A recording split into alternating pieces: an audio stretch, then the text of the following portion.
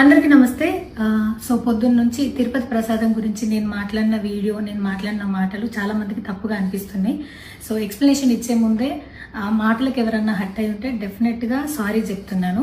And నన్ను రెగ్యులర్గా follow అయ్యేటోళ్ళకు నాకు వెంకటేశ్వర స్వామి ఎంత ఇష్టమో తెలుసు. యూట్యూబ్లో, ఇన్స్టాగ్రామ్లో 3 నెలలు 4 నెలల సంధి శనివారాల వ్రతాల గురించి, వాటి డీటెయిల్స్ గురించి నేను చెప్తానే ఉన్నా. అవేవి దేని గురించి ఎవరు మాట్లాడుకోలేరు. అన్ఫార్చునేట్లీ దీని గురించి మాట్లాడినరు. ఏదైనా సరే తప్పు జరిగింది నా సైడ్ నుంచి.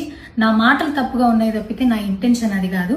మేము రిచ్ అని అన్నది 10,000 L1 క్యూ లైన్లో నిలబడ్డప్పుడు, పొద్దున ప్రసాదం తీసుకునేటప్పుడు కాస్ట్లీ లైన్లో నిలబడ్డమని ఆ ఉద్దేశంతో అన్నాను.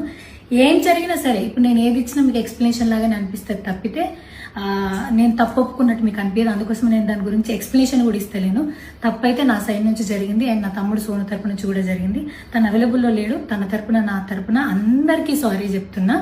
సో నా ఇంట్లో వెంకటేశ్వర స్వామి, నా చేతి మీద వెంకటేశ్వర స్వామి, అన్నిటికన్నా ముఖ్యంగా జీవితంలో నాకు అత్యంత విలువైంది నా బిడ్డ. నా బిడ్డను కూడా వెంకటేశ్వర స్వామి ఇచ్చిండు.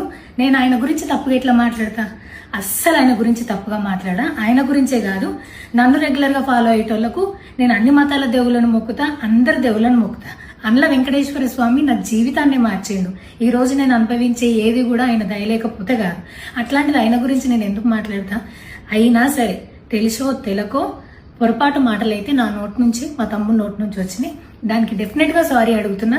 ఇదేదో యూట్యూబ్ ఛానల్ ఏమంటారు వీడియోస్ పెట్టి కేసులు పెడతా అన్నందుకు కాదు, నాకు కూడా అనిపించింది అయ్యో అట్లా మాట్లాడి ఉండకూడదని, అందుకోసం పెడుతున్నాను తప్పితే ఇంకొక ఉద్దేశం అయితే ఏమీ లేదు. నేను మళ్ళొకసారి టీటీడీ మెంబర్స్కి అండ్ నా మాటల వల్ల హర్ట్ అయిన ప్రతి ఒక్కరికి నేను నా తరపు నుంచి సారీ చెప్తున్నా. అండ్ ఇంకోసారి మళ్ళీ ఎప్పుడు రిపీట్ చేయను. సో నా సారీని యాక్సెప్ట్ చేయండి. నన్ను రెగ్యులర్గా ఫాలో అయ్యేటోళ్లకు నాకు వెంకటేశ్వర స్వామి అంటే ఎంత ఇష్టమో తెలుసు కాబట్టి వాళ్ళందరూ నన్ను నమ్ముతున్నారని కోరుకుంటున్నా. మళ్ళొకసారి ఎక్స్ప్లెనేషన్ కాదు, సారీ చెప్పినంత మాత్రాన తప్పు ఒప్పైపోతుందని కూడా కాదు. బట్ నేను చేయగలిగింది ఇది ఒక్కటే కాబట్టి మళ్ళొకసారి అందరికీ సారీ. అండ్ డెఫినెట్గా ఐ ప్రామిస్ ఇంకోసారి ఇది రిపీట్ అవ్వదు. Thank you.